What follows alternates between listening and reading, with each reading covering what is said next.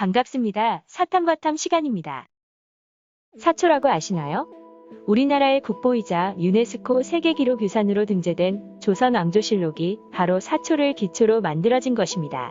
사초란 사관이라고 하는 관직의 신하가 왕이나 신하들을 따라다니면서 이들의 일거수 일투족을 모두 기록해 놓은 것으로 왕이 승하하면 임시기관인 실록청을 만들어 그 사초들을 전부 모아 뺄 건 빼고 넣을 건 넣고 하며 만들어진 것이 실록이었죠.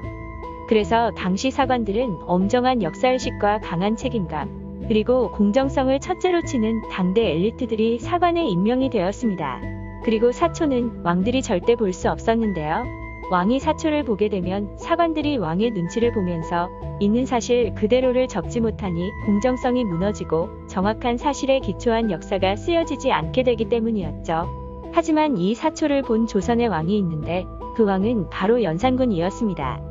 비록 자신의 사초가 아닌 아버지였던 성종의 사초를 본 것이었고 이것도 사초 원본을 본 것이 아니라 신하가 베껴온 복사본을 본 것이었지만 당시에 사초를 왕이 본다는 것 자체가 말도 안 되는 일이었죠.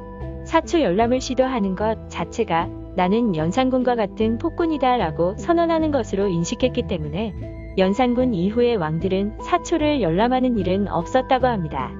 그런데 이 사초로 인해 온 조정에 피바람이 부는 사건이 있었습니다. 그 사건은 바로 무오사화라고 불리는 일이었는데요. 성종이 세상을 떠나고 다음 왕이었던 연산군이 이극돈 등등의 신하들에게 성종의 실록을 만들라고 지시를 내렸습니다.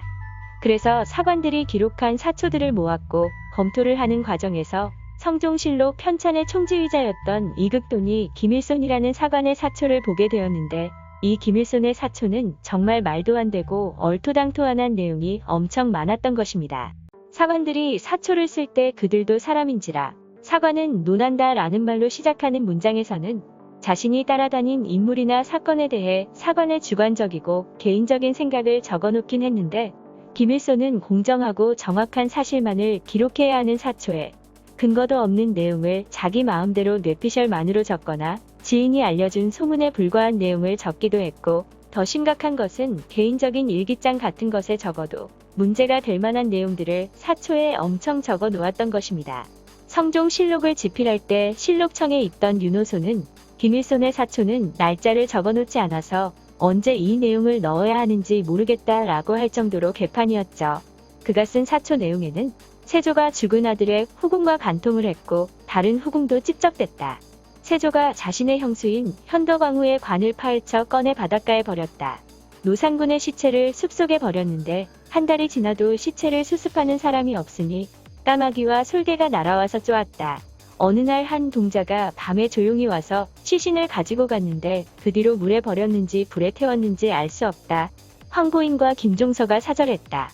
영흥대군의 부인 송씨가 승려학조와 간통했다.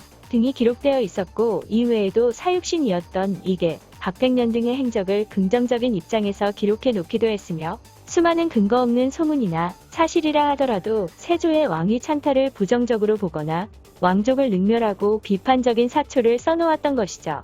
이 일은 단순히 김일손의 문제만이 아니라 자칫 잘못하면 실록 편찬을 주도하던 자신들의 목숨까지도 위험해질 수 있는 심각한 문제였는데요. 이극돈은 이 일을 그냥 덮기엔 훗날 자신에게 위협이 될 수도 있는 일이라 여러 사람들에게 이 사건을 어떻게 할지를 의논했는데 유자광이 이 이야기를 듣자 이게 어떻게 머뭇거릴 일입니까?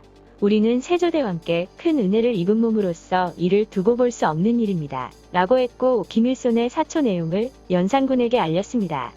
모든 사건의 내용을 보고받은 연산군은 엄청난 분노에 휩싸이게 되었고 바로 김일손이 쓴 사초를 모두 가져오라 지시했습니다. 원칙적으로 왕이 사초를 직접 보는 것은 금지되어 있었기 때문에 처음에는 신하들 모두 극렬히 반대했지만 역대 왕들을 욕보이고 왕조를 능멸했으며 거의 역모에 필적하는 심각한 사안이었기 때문에 김일손의 사초에서 문제가 되는 부분만을 추려서 신하들이 베껴 쓴 뒤 연산군에게 갖다 주었습니다. 당연히 연산군의 분노는 극에 달하게 되고 즉각 김일손을 잡아들여 직접 국문을 했는데 김일손이 썼던 사초들의 출처를 묻기 시작했습니다. 이에 김일손이 출처를 밝히며 그 사초에 대해 연루된 사람들이 하나하나 엮이게 되었고 잡혀 들어왔으며 모두 심한 고문을 당하게 되었습니다. 그러다 신문을 당하던 김일소는 노상군의 시신에 대한 내용을 추궁당했는데 김종직이 단종의 일을 붕괴하며 조의제문을 지었고 그 내용을 사초에 넣었다 라고 말했습니다. 조의제문은 김일손의 스승인 김종직이 지었는데 초나라 항우에게 어린 나이에 죽임을 당한 초나라 왕 의제를 조문한다는 내용이었죠. 그건 바로 항우는 세조를 뜻하고 의제는 단종을 의미하는 매우 위험한 내용이었던 것입니다. 세조의 왕위 찬탈을 비판한다는 것은 세조의 후손이었던 예종, 성종, 연산군 모두의 정통성을 비판한다는 의미로 해석될 수 있었던 것이죠.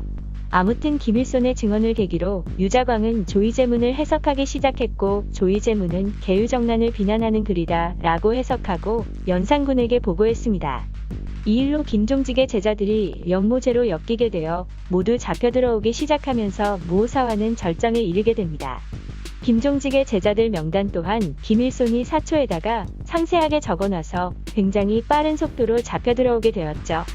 무오사화로 인해 김일손, 권오복, 권경윤은 목과 사지가 묶여 서로 반대 방향으로 당겨 찢어 죽이는 거열령에 처해졌고 그 외에도 엮여들어온 다른 사람들도 참수형을 당하거나 곤장백대 또는 유배형을 당했으며 이들 모두의 스승이었던 김종직은 당시 사망했었는데 묘를 파헤쳐 시체를 꺼낸 뒤 목을 잘랐던 부관참시를 당했습니다. 김종직은 자신의 어리석은 제자 때문에 이미 죽었지만 한 번 더 죽임을 당하는 능욕을 당한 것이죠. 그리고 실록청 관리들도 파직당하고 좌천당한 사람도 많았으며 유배를 간 사람도 있었습니다. 이후 유자광은 살인파였던 김종직과 김일손의 일을 다시 끄집어내 살인파 전체를 초토화시키려고 했지만 다행히 그렇게까지는 되지 않았다고 합니다. 어리석은 한 사관의 사초에 의해 담대 큰 세력의 한 축을 이루던 살인파 전체가 역사 속으로 사라질 뻔했던 무오사화에 대한 이야기였습니다. 재미있게 보셨으면 구독과 좋아요 꼭 눌러주시고 댓글도 부탁드려요.